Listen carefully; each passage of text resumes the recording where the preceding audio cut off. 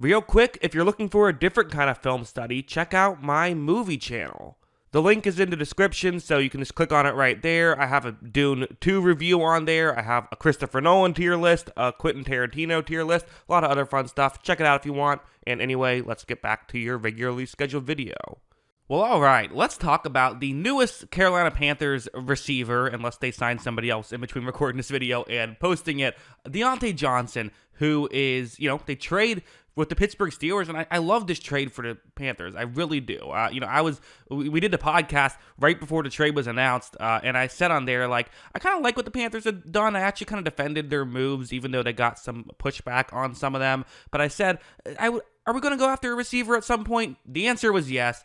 Let's talk about Diontae Johnson, and this play is a good example of what Carolina just kind of needs him to bring to the table. So it's a man coverage play. It's going to be, this is the key play. As the Steelers needed this win to get into the postseason, it's going to be a one-on-one matchup. So 3rd down and 4, let's see what happens. Right when this play begins, you're going to see that Johnson does a good job of getting the inside leverage, and he cuts very well despite the tough conditions to give his quarterback a chance to, window for this ball to be thrown to, right? There's a window here, and it was well timed. Got to give Rudolph credit. But also when the safety cut in, he horribly misplayed that. To me, that's more of a bad play by the safety. But the initial part was a very good play by Johnson to get open. That was very well done. And again, having someone who can just win in a man coverage situation, I think could be huge. Because for Carolina, they really didn't have a lot of that last year. It was a lot of, personally, I thought Adam Thielen did a pretty good job. But other than that, at this point, you can't be relying on a veteran Adam Thielen to be your only guy.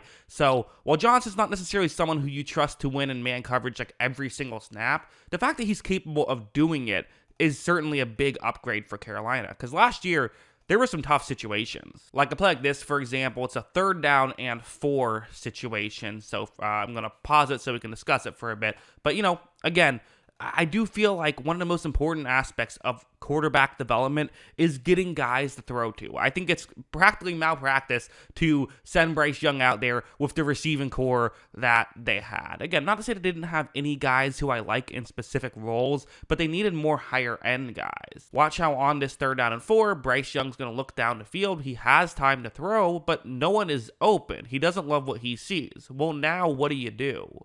Well, you take a sack. That's kind of all Bryce Young could do at that point. And everyone kind of talks about protecting the quarterback from the offensive line perspective, but no one talks about it from the other perspective, but it's just as important. It really is. You have to get the ball out of the quarterback's hands. Now, the quarterback has some control over that, of course, but the receiving core also has a big amount of control over it. It all works together. Football is the ultimate team sport for a reason.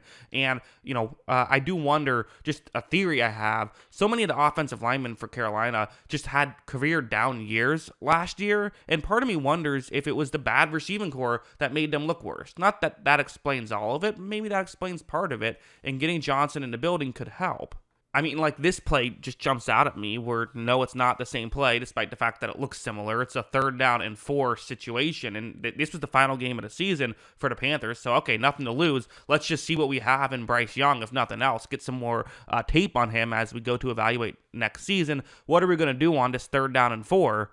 Well, they're going to hand the football off, and it doesn't work. It goes for a pretty significant loss right there. That's not good. That's not what you want to have happen. And to be honest, running the ball on 3rd down and 4, it's usually not a good move.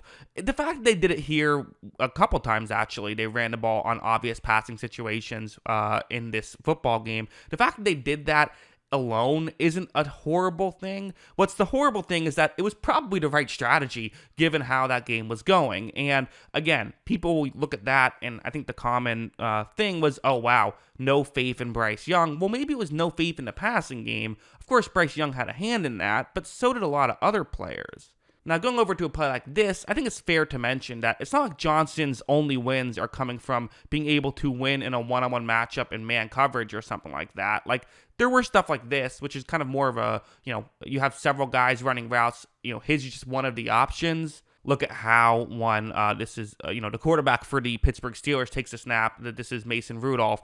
He looks over and sees that Johnson is open, but again, kind of set up due to other players running routes, getting more attention. So usually in football, a lot of times, yes, every now and then it comes down to, hey, can a guy just win on the outside, which Johnson can at times do, but also a lot of times, and I would say the majority of the time, it's kind of about like, can our three receivers all run their routes effectively to get the scheme to work, like what's happening here. Then Rudolph is able to hit Johnson underneath, and Johnson does a good job in open space, is able to pick up the first down before getting driven backwards and eventually tackled. So, good stuff there by Diontae Johnson, but also, like, for Carolina, kind of the reason I'm bringing this up is the job's not finished, I guess is what I would say. And again, maybe it'll sign somebody, and this part of the video will be, outdated by the time it happens. But all I'm saying is the job's not finished. You have to make sure that you do go out and, just add more pieces, I think they're going to it, whether it's through the draft or whether it's through another trade or a free agency signing.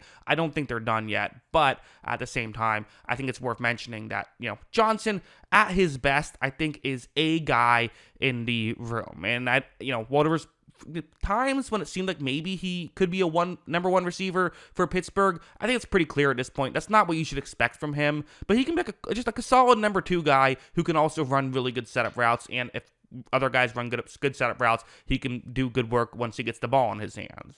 And let's go to this one as well, where you see his route, kind of a complex route. And again, when Johnson hits, I think the issue is consistency with him, but when he hits, his routes look amazing. And this is a good example where watch what happens. Right off the bat, Rudolph not even looking Johnson's way, looking somewhere else, but you saw that quick cut by Johnson. It kind of fakes that it was going over the middle, but now he's here. Now, the Seattle linebacker actually does a pretty good job of hanging with him. I thought that was a good route ran, but also good defense here by Seattle. Sometimes that happens, but still, what is Johnson going to do? Well, you got to finish the route. You see, he does finish the route hard. Rudolph eventually sees him, gets the ball in Johnson's hands, and now here's the other issue, though, is that it's a 3rd down and 5. You want the first down here. You don't want to get tackled because, I don't know, even if it's 4th and 1, at your own 34-yard line, I don't know if Mike Tomlin goes for that. Mike Tomlin's not exactly known for incredible aggressiveness on 4th down decision-making, but Diontae Johnson is going to say, hey, don't even worry about it.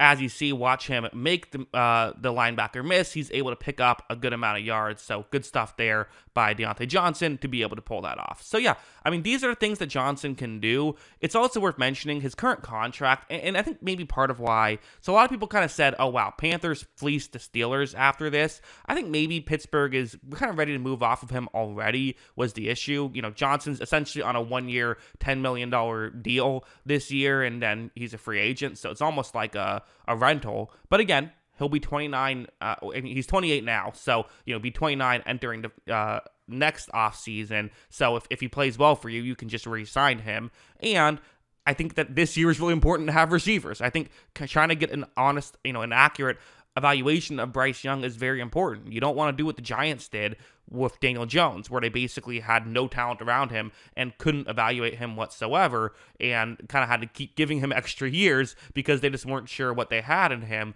You'd rather give Bryce Young a good situation, and then if he stinks, well, then at least he stinks, and you can move on, and you have a good draft pick, and no harm, no foul, really, other than a couple wasted years, which is not the end of the world. Whereas if the worst case scenario would be if he's in a bad situation again this year, and you're like, well, I don't know what to do with this prospect then. I don't know if he's good or not. So that's kind of a real thing they have to do. And I think that this shows that they are paying attention to that. Again, I think that job's not finished. Got to find more stuff to do. I don't think Diontae Johnson is a superstar receiver. But again, I'm not sure if you were going to get superstar level receivers for what they gave up. And for what they gave up, they did actually a great job of not having to give up a ton of draft capital, but still getting a good player. So I think it's a real good move by Carolina. That's what I think. What do you think? Let me know in the comments below.